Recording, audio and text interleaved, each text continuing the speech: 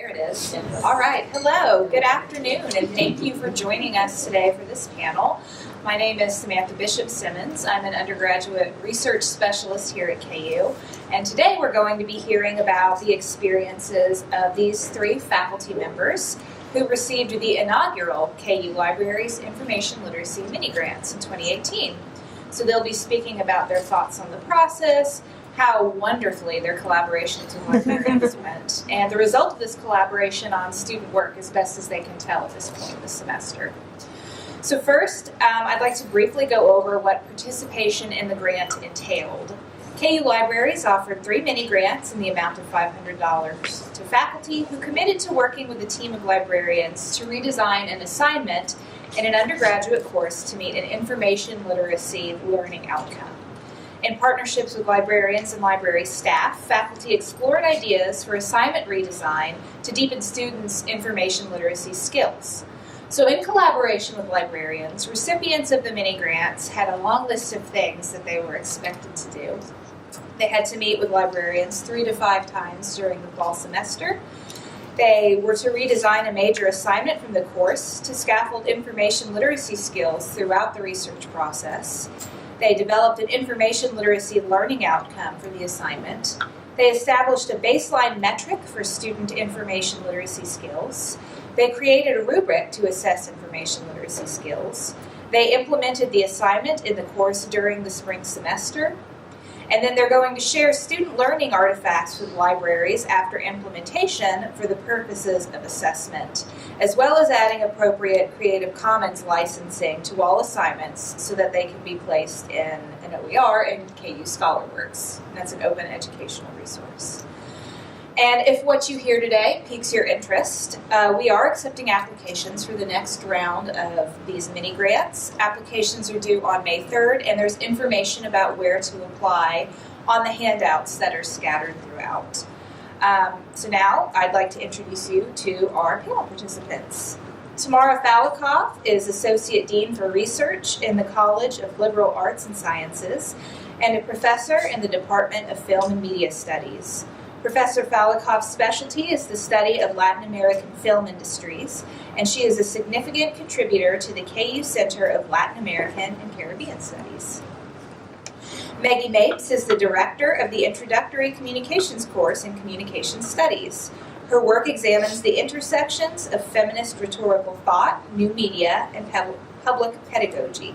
She is currently developing a research program around communication pedagogy and believes that the Communication Studies basic course plays a profound role in undergraduate learning and graduate teaching success. And finally, Joshua D. Miner is an assistant professor in the Department of Film and Media Studies. He received graduate degrees from the University of North Texas and the University of Iowa, where his research focused on Native First Nations activist film, visual art, and new media. Since coming to KU, he's taught courses in documentary film, film and media aesthetics, Native Indigenous film and media, activist media, and video game theory and design. So, broad array. We have 6 questions that we're going to ask all panelists to address, leaving a few minutes at the end for questions from the audience. So because of this, I will keep an eye on the time and let you know if we need to move to the next question if you get too rambunctious. But please don't feel rushed to provide answers. And if there is a question that you have that does not get addressed, we're going to have plenty of mingling time with not only the faculty members but also the librarians who assisted in these grants. And we've got lots of refreshments for you to enjoy as well. So with that, let's get started. And we are recording, so I will pass this mic along to you. So first of all, let's just get the basics down. Tell us about your class and why you applied for the mini-grant. Okay. Let's see, what class is this for? This is for my Indigenous Film and Media Studies class, and I was particularly interested in transforming a design assignment in the course. And the course is structured around 4 major digital design assignments.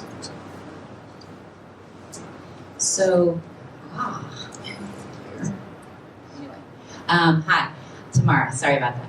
I taught a class. I'm currently teaching Cinemas of the Southern Cone, which is the cinemas of Argentina, Chile, and Uruguay. And for the final project, the students are learning about cinema, history, theory, criticism, and they have to create a group project with embedded video clips of a particular film that each of them chooses, and it's a group of 4 this semester. And what I needed help with is that I was very enamored in this visual component, but I sort of sidelined the individual research paper. I mean, it was fine, but it certainly needed a little more help in bolstering it. And so when I saw the grant proposal, I thought, ooh, these librarians are going to help me with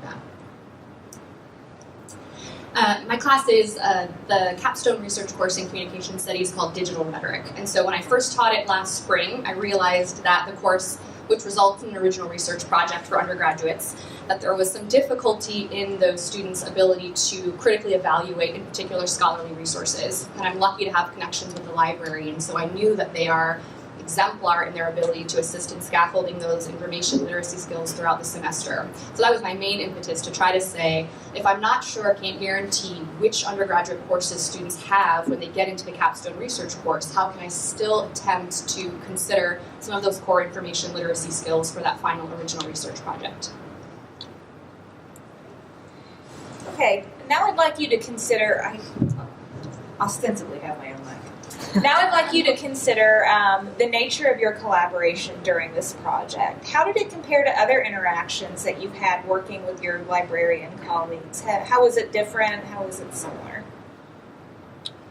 Well, I'm not sure I have a whole lot to compare it to since I'm fairly new here, but yeah, I guess, and just to fill in some of the details that I think that were shared in other contexts, in this specific for this specific project, my students are working on essentially a meme project in the broadest sense, but the course is designed on a critical design paradigm where students are making as a way to learn, which poses a problem if you're thinking about non-Indigenous students participating, the politics of participation in a context like that, or in making memes in support of, say, for example, an Indigenous activist movement. That the politics of that are tricky. So. In any case, as far as the collaboration goes, I admit, I think the librarians I worked with and my students did the lion's share of the work. And in fact, my goal really was to find a way to really take a project and have it be restructured and situated within a kind of information literacy paradigm. And like I said, the 2 librarians I worked with did an immense amount of research to bring that structure and help me integrate it together. So. Yeah, it was a very smooth collaboration. So for me, I knew that I needed to make kind of meatier final assignments, but I wasn't sure how. And so I just sort of went along with it until this opportunity presented itself. And so I thought, okay, now I have folks who have worked with other faculty, they have really good ideas, and so you all really brainstormed with me, and you gave me a lot of fodder to think about pedagogical tools, for example, annotating sources, teaching students how to annotate. I had already employed the Writing Center folks to come and help with thesis statements, but we even talked more about what is a scholarly source now in this age where we have to consider alternative facts and fake news. When I taught this course 10 years ago, that was not in the lexicon. And so now we have to shift gears and kind of think through how students are understanding information differently. And so it was really great to have the latest cutting-edge tools to kind of think about how to communicate that information. Yeah, I'll echo most of this. Much of my experience previous to this really dealt more specifically with, I would say, the Faculty Center or the Schulenberger Center. This gave me an opportunity to really work with the undergraduate center focused in a library, where they were able to provide depth and thinking about learning outcomes through the longevity of the semester. And so it wasn't just about thinking through one assignment or one core set of goals, but to ask, how do assignments continue to introduce students to skill sets that you want for the end of the semester to be exemplar and to really improve upon. And there are people in the undergraduate center who are working with undergraduates on a regular basis. And so they also have that great working knowledge of the undergraduate population, can bring that level of expertise in addition to their incredible expertise related to information literacy writ large. And what were some of the challenges that you experienced? What did those look like? And did they surprise you, or were they things that you knew were going to be a challenge? Was it all totally seamless? Yeah, I mean, so I should say that half of my students are currently working for the project, and they're nearing completion. And in about a week and a half, there will be a live, an event in which something like a gallery event where the students will display their work. There will also be an Instagram feed that people can sort of interact, guests can interact as well with the art. But then the students will be there to sort of situate their art in a particular context that may be relevant to it. So one of the challenges I know that for the second half of phase 2 of the project is figuring out how to situate the live event in the information literacy paradigm that we worked into the original project. I mean, that's the challenge that's kind of at the front of my mind now. So. I think for me, part of restructuring my syllabus is that we're starting earlier. This final project is not going to be a 3-week project. It's going to be a 6-week project now. And we're going to start with these fundamental building blocks. And so it meant the students had to be ready earlier, and they weren't necessarily ready. So we're still kind of working through it. I'm giving them more time in class. Also, more and more of our students have many jobs, more than one campus job.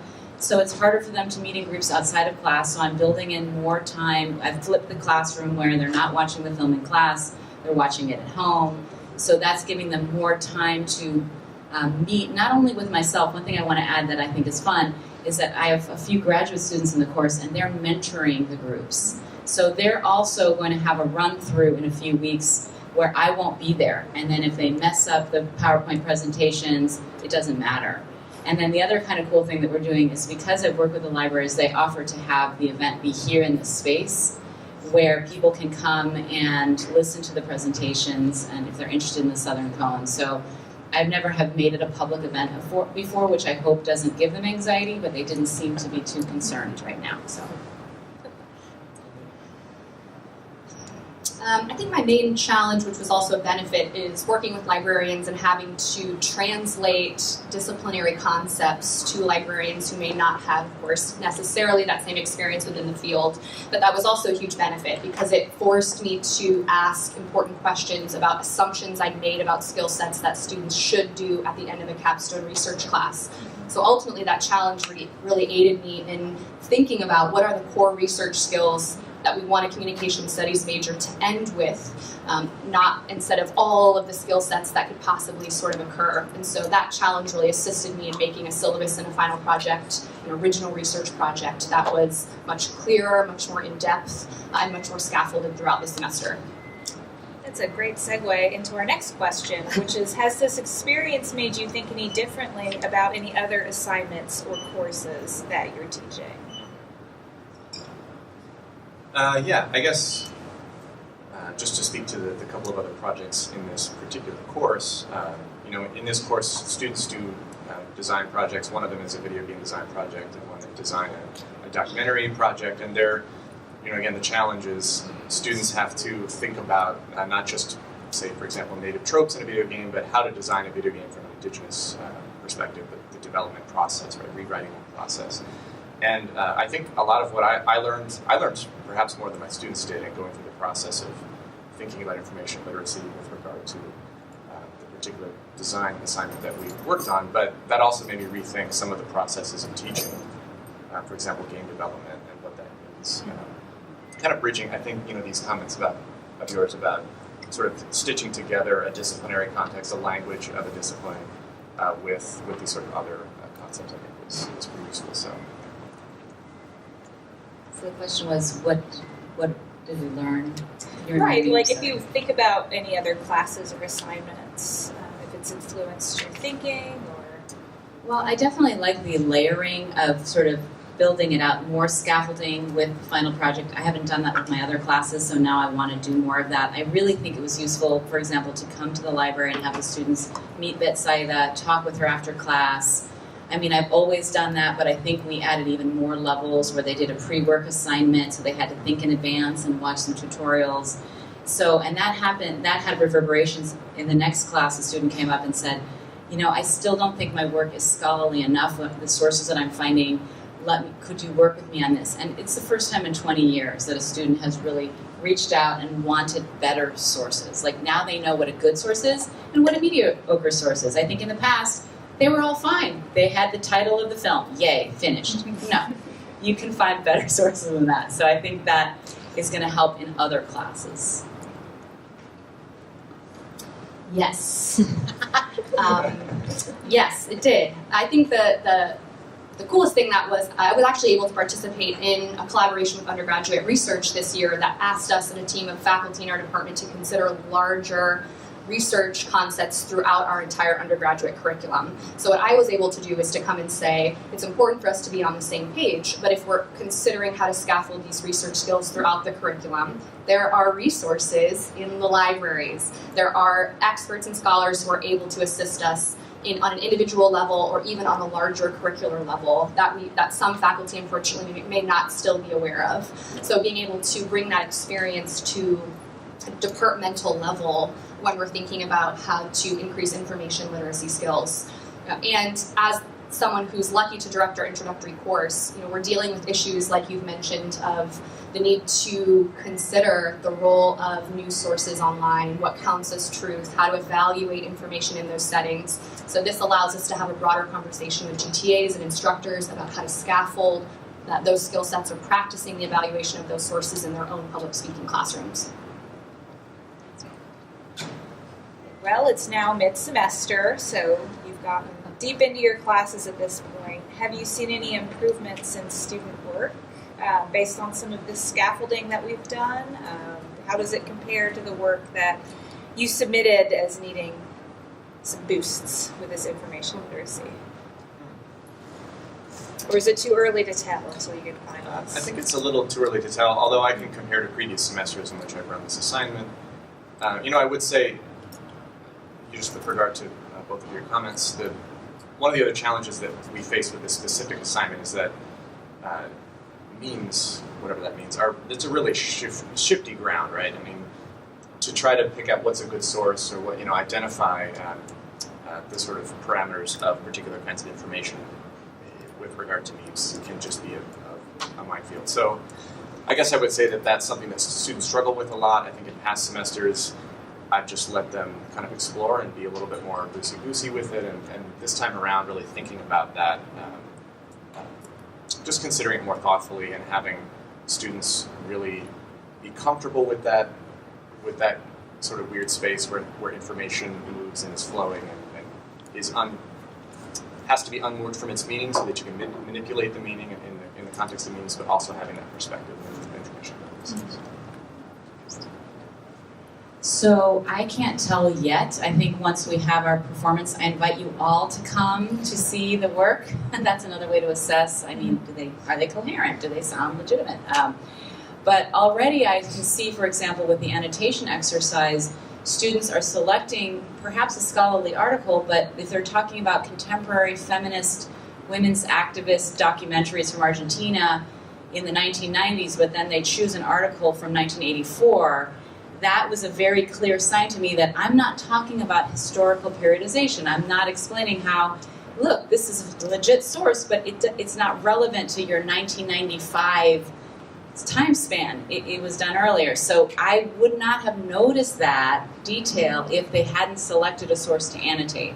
I don't think, so it's more nuanced when you have these deeper layers of analysis where I can make that a teaching point. Think about, your time period and think about relevant sources that were written during that time. It's so obvious, but we don't teach that, and people don't know that. They're not thinking about that. So that's a crystallization of how well the grants are helping me think through the assumptions I make about what students know.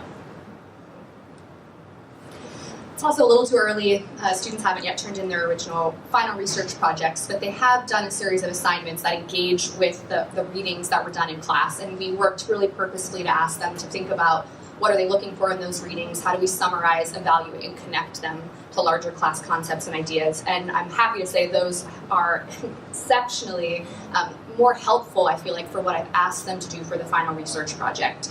So I have to echo what you each have said, which is I'm confident that there will be an increase in performance in the final research project, and part of that is because this exercise allowed me to be more accountable in my teaching and purposeful in what I'm asking students to do, and thinking about in terms of those long-term skill sets. So it forces you to say, how do we want student outcomes to be better?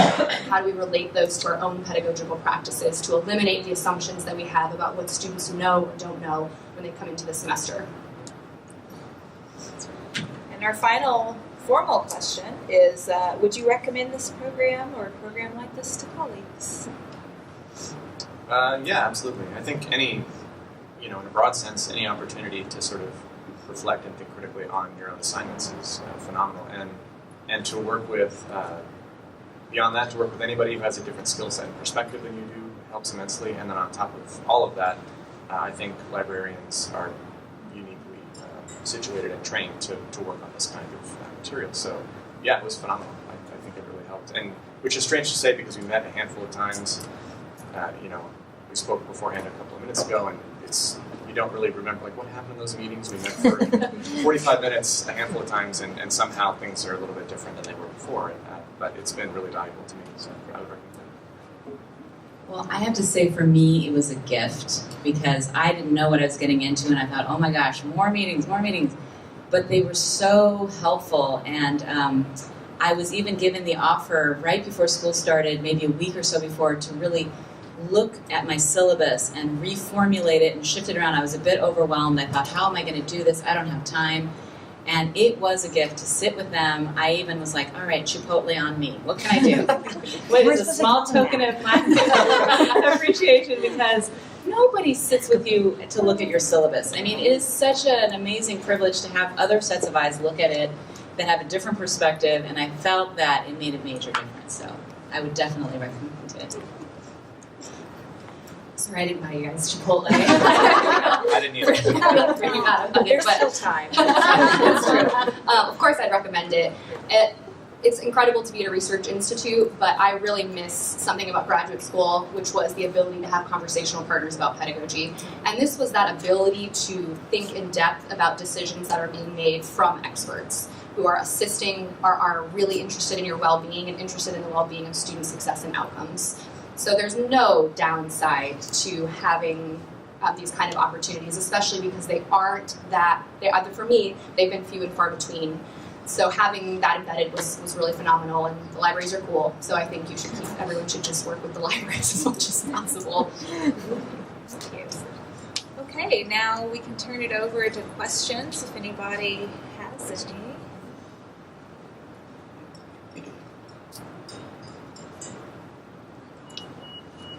Yes. Big picture question.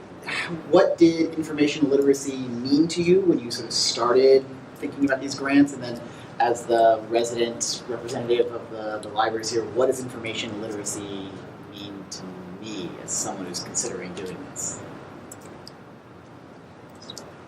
I mean, it's a really good question because when I first saw the call, I wasn't really sure. So it's a bit of a leap of faith because we don't use the term information literacy that much, and so I don't know if we can come up with a buzzword or catchy phrase like, in-depth reporting classroom pedagogy. I don't know. Maybe not. Keep it as it is. But I thought to myself, well, if it's just one piece of it, this is manageable. I like that it was chunked out. What's your final project? How is this culminating? How do we assess this? We're all being asked to hone in and come up with learning objectives. It's kind of hard for faculty, I think, honestly. We're not taught to do that. We just think whatever we say is going to be great and wonderful.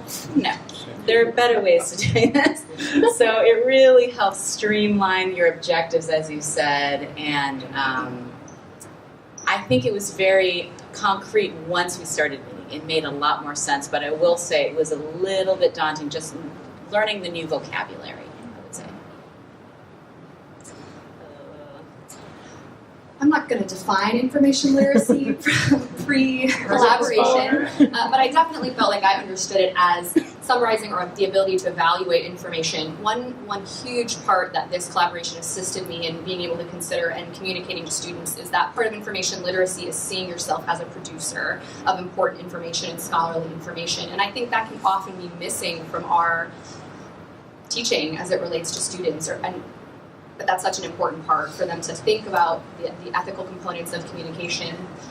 in terms of their own contributions and to see themselves as contributors of important information that happens on campus in their interpersonal relationships, on their social media, what they turn in as their own scholarly work. So that was the largest piece of information that these two really helped me remember and consider. I guess I would just add, with regard to one specific challenge that I had with my project, was that this project is working in visual rhetoric, and that made the call for the grant. I wasn't exactly sure how it would integrate, so it was just a risk that I took, thinking that that I wanted to go through the process of having someone else trained in this area help me reflect on the assignment, and just that I was a little bit concerned about how it would fit with a project in which the goal is to manipulate information. Most of these students are doing photobomb art type memes, and so how do you assess, according to information literacy in that context where your goal is to manipulate information? So, but it was still helpful. Yeah.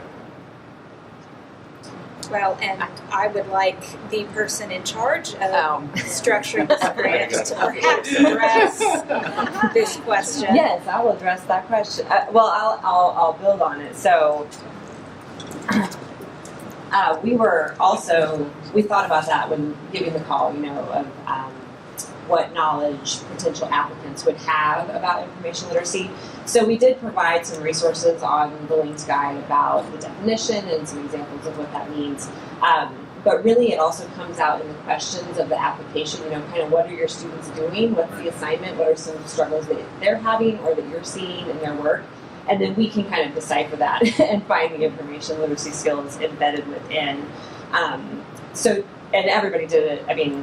When we read these applications, we could see right away, yes, we have one. And as for yours, Josh, we found that visual literacy overlap with information literacy, and it's still, the use of information to say something, which is an information literacy skill in and of itself. So I would build on that with a question for all of you, which would be, what, if anything, could we provide? Did we provide enough in terms of introducing you to what this means and how it applies to your class? Would it be better to have more examples up front with the application, or maybe some kind of introductory session, or any other kind of support, or is what we did enough? Well, I will say that you all helped me troubleshoot a lot at the beginning, because I had some thoughts about what could be worked on, but you all had really good ideas. And so maybe for the application, as you sort of mentioned, bullet point things that we can help you build out in terms of, maybe define some of the scaffolding that you've worked on before, brainstorming a thesis statement, annotation, various things. I think people will love that. I think they will want that. They just don't even know it exists. So. I'm hesitant to suggest more meetings, but you brought it up. So I think that an introductory group session in which all of the projects are sort of spoken about in the context of a larger paradigm might help. I think ultimately it seems like part of what you have to do, and this is what we did, is just sort of jump in and figure things out as you go, but something to sort of situate the whole paradigm itself at the beginning, I think would be helpful. And it would have been great to hear the kinds of work that you all were doing before we got started. So. You got nothing. You got everything you needed. Josh? So some of you talked about was Well, it's for the video. So some of what you talked about was what I think was like authenticity, dealing with real world problems, and some of those have political. I would say all of them have everything to do with political connotation, but some of them are more truly political than others. And then some of it is what I think of as renewable or like a non-disposable assignment, or maybe it has a life beyond the classroom, or there's a public presentation that's associated with it rather than a single instructor reading, evaluating it. Maybe the students pick it up, maybe they don't, and then it goes in the trash. So I'm curious, my question, like how you balance the sort of publicness and the political sort of sensitivity, particularly like right now, with their needs for like privacy and sort of concern for students who could be trolled, or like these kinds of issues. I think both of those things are important. swearing isn't easy, so maybe it's just a reflection of where that means together.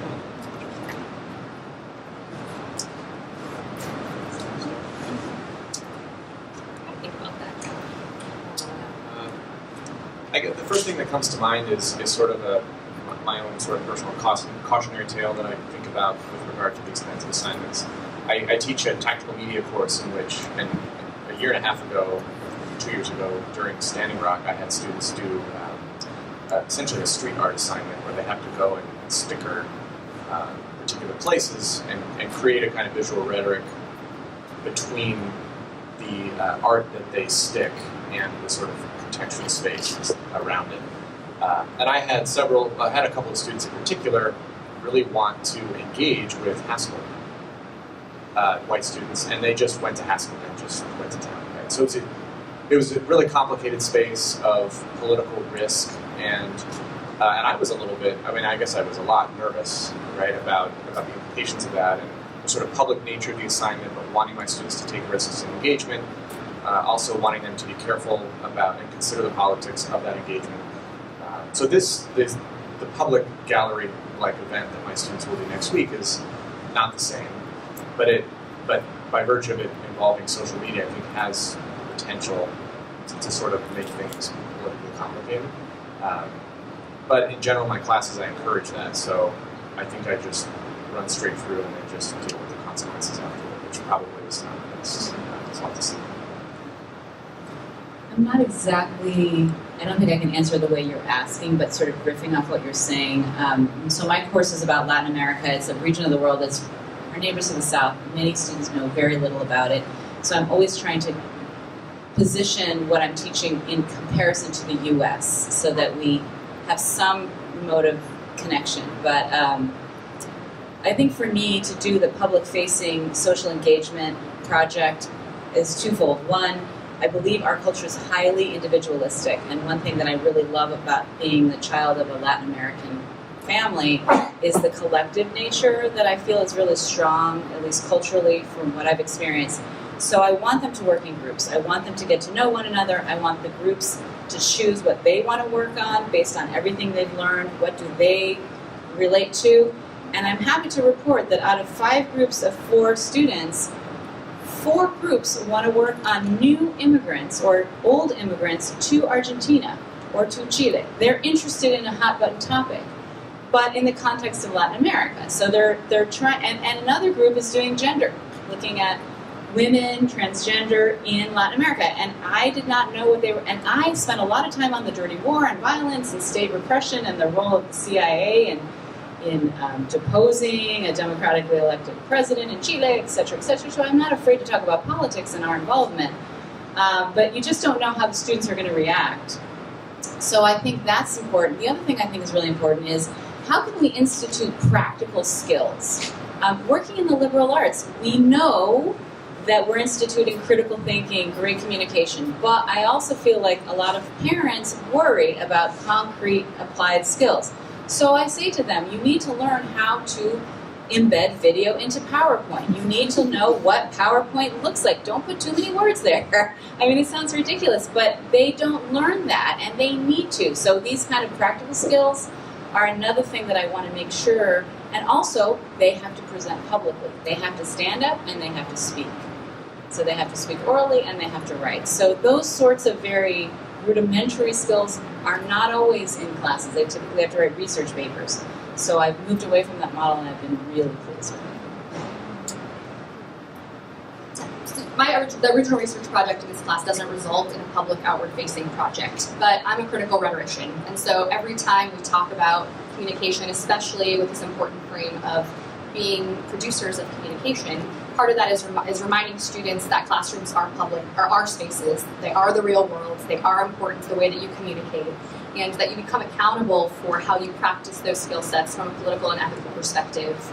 Especially since many of those skill sets from a digital perspective, oftentimes students are doing it in a way that they're not always considering the repercussions of that form of communication, be it sharing certain memes or information that hasn't been verified, or using language or rhetoric which is ableist, sexist, racist, nationalist, in really damaging ways. And so just despite not having that explicit publicly outward-facing project at the end, when we think about the importance of information literacy skills, part of that is the consideration of the potential political and ethical consequences that are related to culture, power, privilege, how are microaggressions translated in digital formats.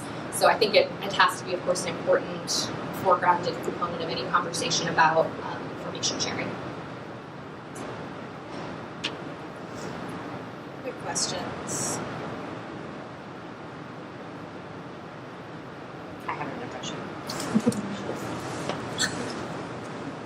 I'm a plant. Some of us that you worked with actually last week presented on this project from the librarian's perspective at a conference. It was great. But part of that presentation included some of the challenges from our perspective of this.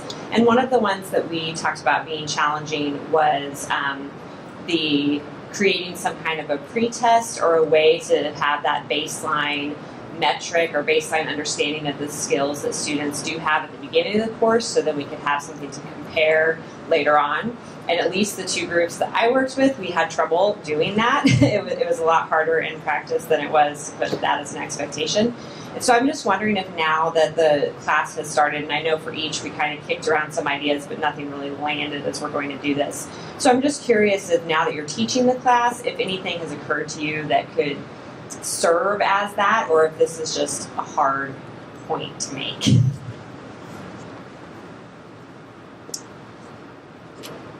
Yeah, I was one of the groups where we struggled. And part of that, like I mentioned, was a larger difficulty I had in understanding other research skills as they'd been built from other rhetoric classes in our curriculum.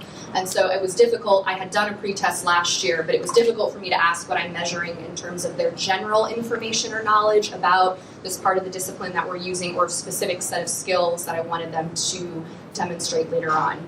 I think as I've worked through these, I do think there are potential opportunities to ask for students to demonstrate their baseline knowledge around things like the absorption of an article or the ability to evaluate an article earlier on. But I'm still struggling. I hope we can I'm sure we'll be able to talk about that at the end of the semester. But it is a difficult in terms of this course, a kind of pre and post test method isn't as easily applicable from that assessment perspective.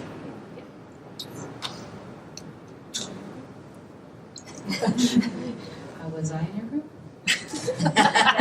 I think we had talked about the pre-work assignment that you did before. I thought it went fine. I mean, we just don't have we have to figure out when we're going to do the post, right?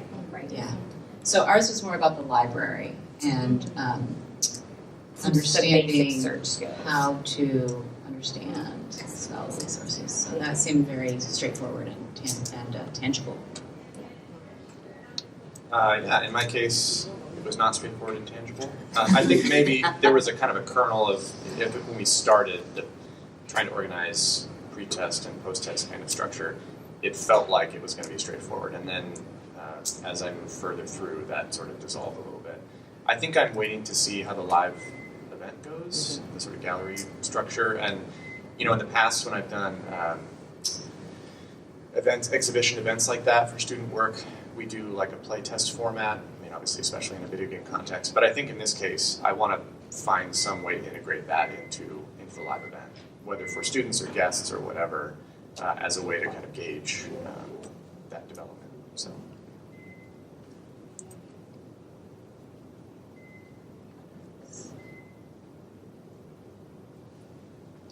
Okay, well, stick around, talk to our panelists one-on-one if you like. Thank you so much for your time and your candor today. Thank you.